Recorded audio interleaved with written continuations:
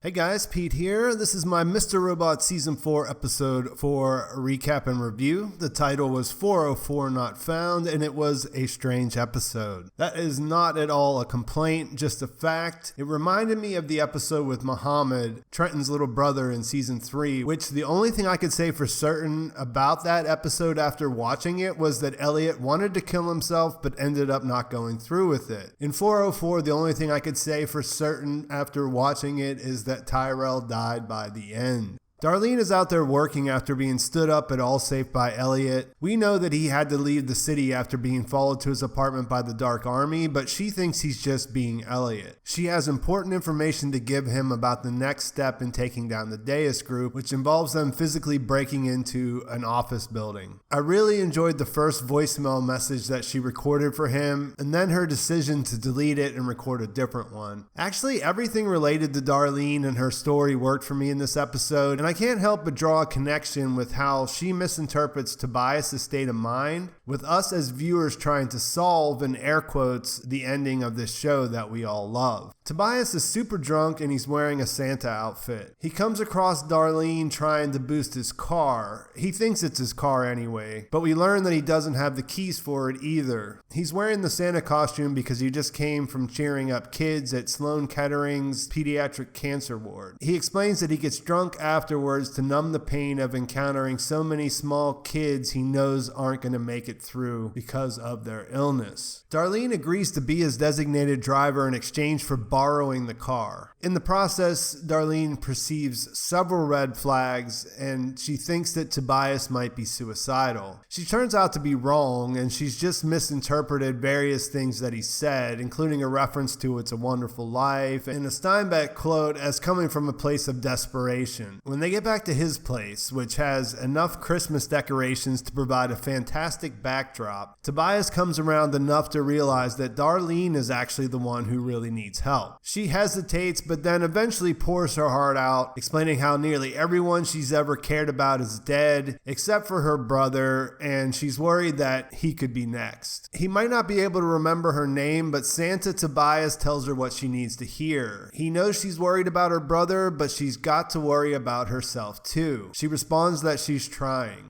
She's not wrong to worry about Elliot either. They made it out of the city after tricking the surveillance guy into leaving his van. Tyrell hit him with a hammer, that knocks him out, but he turns out not to be dead after all when they drive off. They stop to fill a can with gas and buy a lighter to burn the evidence. When they come out of the store, they discover that he's driven the van away, so definitely not dead. This and everything that follow it has a feeling that's somewhat dreamlike. There's no phone service, so Darlene can't see where Elliot's phone is. They're cut off and they're officially stranded far from the city with no way of getting back.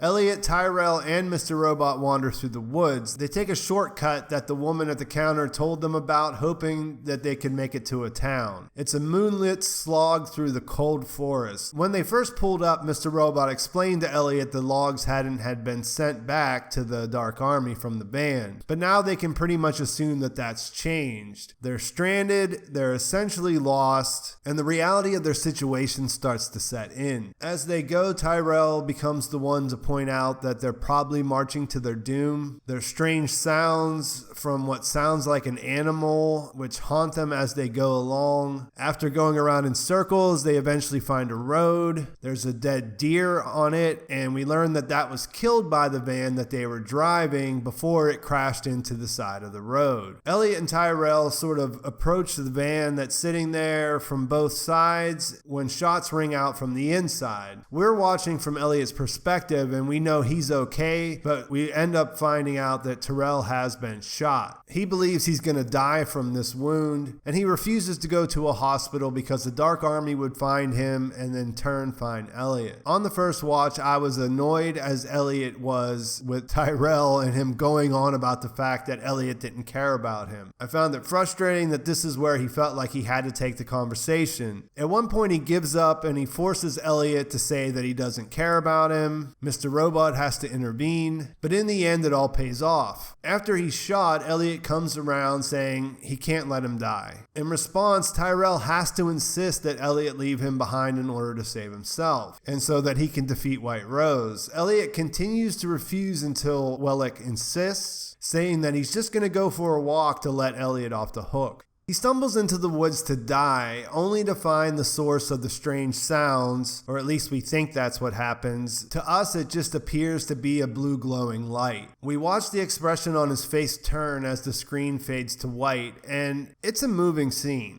The third story in the episode is the least satisfying of the trio if we only take it at face value. Dom is masturbating in bed to video footage of Darlene from their interview at the FBI. She gets tired of that, so she goes online to sexy chat on IRC like we've seen her do in the past. Things escalate this time though, and she ends up inviting the woman who was pretending to be a man over for an IRL encounter. After feeling each other out, things get going and Dom breaks away to go to the bathroom.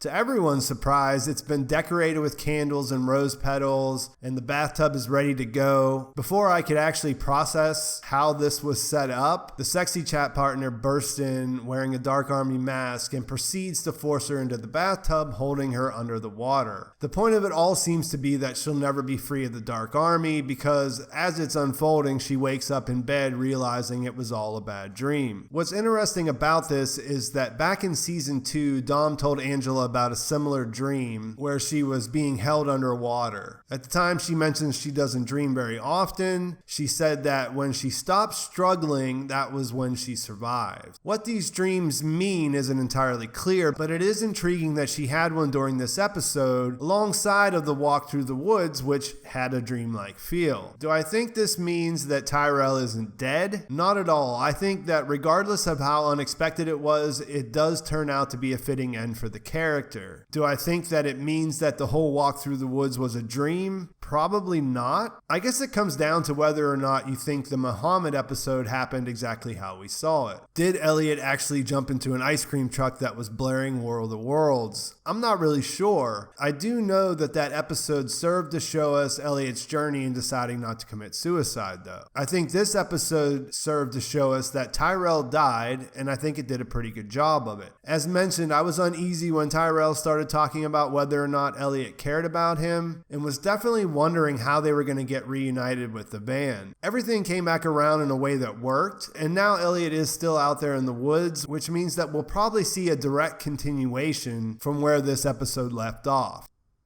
I imagine people are going to craft some interesting theories that say that Tyrell isn't really dead, or that none of the walk through the woods actually happened, but I don't think this episode was lacking in what it actually showed us. I think it can point to Darlene misinterpreting Tobias's red flags, and it can point to Dom's dream right next to what we saw without ever going any deeper. It's not to say that I would be against the idea of them presenting an alternate version of what really happened later. It just means that I can appreciate a dreamy, strange episode as an end for Tyrell, where he gets to do something good for Elliot and I guess for his son on his way out. I mean, he's done enough dastardly deeds to earn himself a turnaround if you've been keeping score. I think there is room to question what we saw, but I think we'll be given a pretty definitive idea based on this picking up right where we left off. It was one of those episodes where I wasn't sure how I felt while I was watching it. I knew there were certain things that were hitting, and I was wondering where things would go. Of course, there's a lot of anticipation about this end game that's near. I anticipated that a lot of people might not like it because it took time. It wasn't in a rush to get us to where we were going. The end game is near, so we have high expectations. I think a lot of people are also wondering about this third personality reveal and how that's going to play out. But this was a shocking end. I didn't see this coming at all. I don't feel bad about admitting that. I didn't think that Tyrell would live to the end of the season necessarily, but when I fired this episode up, I wasn't expecting to see his last episode. And I didn't really see a lot of talk about that either. So I think this was pretty unexpected from my point of view. Tyrell has never been my favorite character. I've never really been able to understand why people liked him. He has fans. He came out being portrayed sort of psychopathic, like not really a good guy ever. The only thing that really redeemed him was his allegiance to Elliot. And so I thought this worked out pretty well. And I think that it worked in that, he wanted to do something. I read Sam Esmail's description and some of the things that Martin Wallstrom, the actor, said, and it worked for me. I'll be interested to see what people think, though. So Elliot's been up all night, and there's no rest for the wicked. He's in upstate New York. The Deus group will be getting ready to meet up by the time he makes it back to the city. Tyrell disappearing should affect their plans on some level, but it is Christmas, and we know that the timeline only really extends to the 31st. So that doesn't leave a lot of time for any major changes to plans as they've already been laid out. I'm interested to see where we go from here. Let me know in the comments what you guys think. Did you like the episode? Did you think it was a fitting end for this major character, Tyrell Wellick? Do you think there's something more going on that we didn't see on screen? Do you think it's all an elaborate sleight of hand to trick us in some way as we approach the end? I'll be interested to hear what you think. Please like this video if you enjoyed it. Please subscribe to my channel if you haven't already. And thanks for watching. I'll talk to you soon.